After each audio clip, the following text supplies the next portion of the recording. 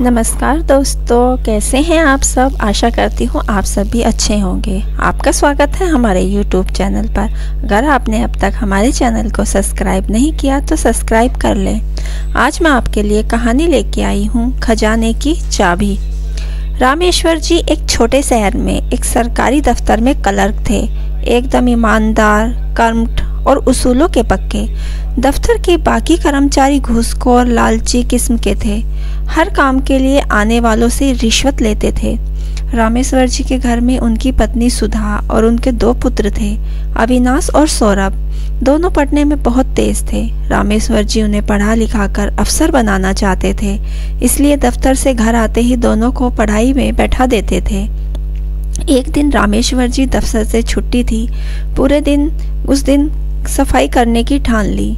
बहुत दिनों से घर में सफाई नहीं हुई थी। सभी को काम बांट दिए गए। जैसे सुधा को रसोई की सफाई करनी, दोनों बेटों को रामेश्वर जी को बेडरूम और ड्राइंग रूम साफ करना था। सबसे पहले रामेश्वर जी और उनके दोनों बेटों ने ड्राइंग रूम को साफ किया। उसके बाद वो तीनों बेडरूम पहुंचे। सफाई करते करते रामेश्वर जी ने एक बड़ा सा लकड़ी का बक्सा निकाला, उसे साफ किया। यह देखकर अविनाश ने पूछा, पापा इसमें क्या है? यह सुनकर रामेश्वर जी ने कहा, कुछ नहीं बेटे, बस ऐसे ही कुछ पुराना सामान है। तब सौरभ बोला, पापा खोलो ना इसे, हमें भी दिखाओ क्या है इसमें। रामेश्वर जी ने गुस्सा होते हुए कहा, तुम्हें कहा ना कि इसमें पुराना सामान है। जब तुम बड़े हो जाओगे तब तुम्हें यह मिल जाएगा, देखते रहना, अभी नहीं। अविनाश बोला, पापा क्या आपको इसमें कोई खजाना छिपा रखा है? सौरभ ने भी अपनी बात का समर्थन करते हुए कहा, हाँ पापा, मुझे लगता है आपने हमसे छिपाकर पैसा रख रखा है और हम इतनी गरीबी में जिंदगी गुजार रहे हैं। रामेश्वर जी को गुस्सा तो आ रहा था, लेकिन उन्हें समझाते हुए कहा, नहीं बेटा, ऐसी बात नहीं, मैंने तुमसे कुछ नहीं छिपा रखा। वैसे इसमें पैसे नहीं हैं, मेरा यकीन करो। शोर सुनकर सुधा जी रसोई से बाहर आ गई। अरे क्या हुआ, इतना शोर क्यों मचा रखा है?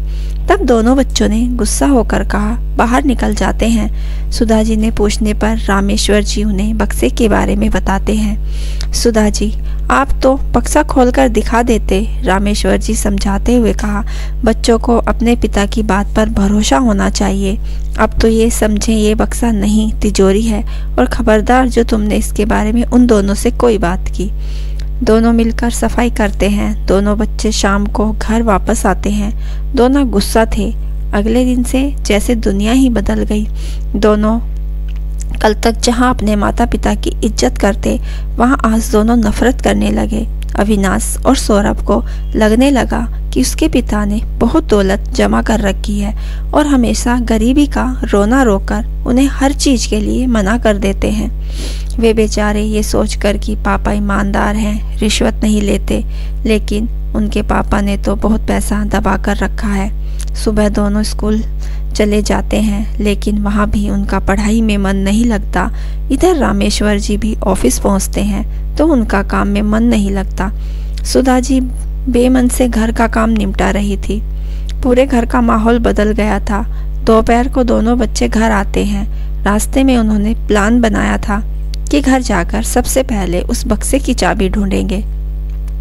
घर आकर उन्होंने सुधा जी से भी ढंग से बात नहीं की। खाना खाकर अपने कमरे में चले गए। कुछ देर बाद सुधा जी का घर का सामान लेने बाजार गई। उसके जाते ही दोनों बच्चों ने चाबी ढूंढना शुरू कर दिया। पूरा घर छान मारा, लेकिन उन्हें कहीं भी उस बड़े से ताले की चाबी नहीं मिली। फिर सौरभ ने एक हथौड़ी लेकर ताला तोड़ना शुरू कर दिया, लेकिन पुराने जमाने का ताला था जो कि बहुत मजबूत था। वह टस से मस न हुआ। दोनों थक हार कर बैठ गए और मम्मी के आने से पहले सब कुछ पहले जैसा कर दिया। शाम को रामेश्वर जी आए। वे बच्चों को पढ़ाने बैठे, लेकिन दोनों ने पढ़ने से मना कर दिया। रामेश्वर जी ने सोचा, बच्चे नाराज हैं, कुछ दिनों में मान जाएंगे। इसी तरह कुछ समय बीत गया, लेकिन दोनों बच्चों का गुस्सा कम होने की बजाय बढ़ता ही जा रहा था। अब वे दोनों नए कपड़े, खिलौनों के लिए जिद करने लगे। मना करने पर वह अपने माता पिता को उल्टा सीधा सुनाने लगते थे। उनकी नज़र में माता पिता की कोई इज्जत नहीं रह गई थी।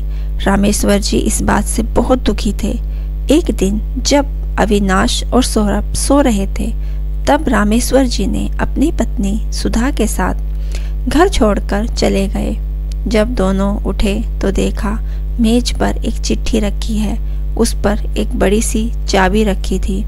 सौरभ ने लपक कर चाबी उठा ली। अविनाश बोला, पढ़ जरा चिट्ठी में क्या लिखा है। सौरभ ने पढ़ना शुरू किया। बेटा अविनाश और सौरभ, तुम्हें लगता है मैंने खजाना छिपा रखा है, इसलिए आज ये खजाना मैं तुम्हें सौंप कर जा रहा हूँ। हम दोनों ये घर और खजाना तुम्हें देकर जा रहे हैं। तुम दोनों हमेशा खुश रहना। यह पढ़कर दोनों के होश उड़ गए। अविनाश, ये हमने बहुत बड़ी गलती हो गई। अगर पापा कुछ जोड़ रहे थे तो काम तो हमारे ही आता। सौरभ बोला, भैया चलो एक बार देख ही लेते हैं कितना बड़ा खजाना है। दोनों जल्दी से बक्से खोलते हैं तो देखते हैं उसमें एक डायरी रखी थी। दोनों उसे निकाल कर पढ़ते हैं तो उसमें उनके दादाजी ने रामेश्वर जी के लिए कुछ लिख रखा था।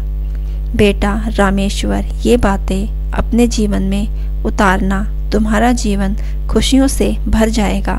नंबर 1, कभी झूठ मत बोलना। नंबर 2, कभी बेईमानी नहीं करना। नंबर 3, कभी काम से जी मत चुराना। नंबर 4, अपनों से बड़ों का सम्मान करना। और नंबर 5, पैसों का कभी लालच मत करना। यही जीवन का सबसे बड़ा खजाना है। यह वो दौलत है जो कोई तुमसे कभी नहीं छीन सकता। दोनों डायरी पढ़ रहे रोने लगते हैं। अविनाश कहता है, हमारे पापा अपने पिता के आदर्शों पे चल रहे थे और हम उनसे उल्टे। वे सच कह रहे थे, हम झूठ समझ रहे थे। वे ईमानदारी से चल रहे थे, हम उन्हें बेईमान समझ रहे थे। वे मेहनत से अपना काम करते थे, हम उन्हें रिश्वतखोर समझ रहे थे। उन्होंने कभी पैसों का लालच नहीं किया, लेकिन हम इतने लालची कि पैसों के लिए माता पिता को खो दिया। वे अपनों से बड़ों का सम्मान करते थे, हमने उनका कितना अपमान किया कि वे घर छोड़कर चले गए। दोनों सब कुछ छोड़कर माता पिता को ढूंढने के लिए चलने की तैयारी करते हैं। घर का ताला बंद करके जैसे ही बाहर निकलते हैं, सामने से रामेश्वर जी और सुधा जी आते दिखाई देते हैं।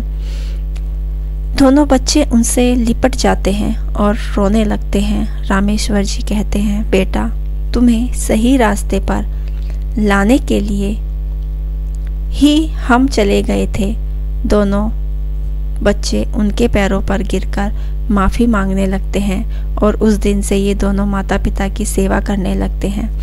दोस्तों, आपको ये कहानी कैसी लगी हमें कमेंट बॉक्स में ज़रूर बताइए और हमारे चैनल को लाइक, शेयर और सब्सक्राइब करना ना भूलें। धन्यवाद।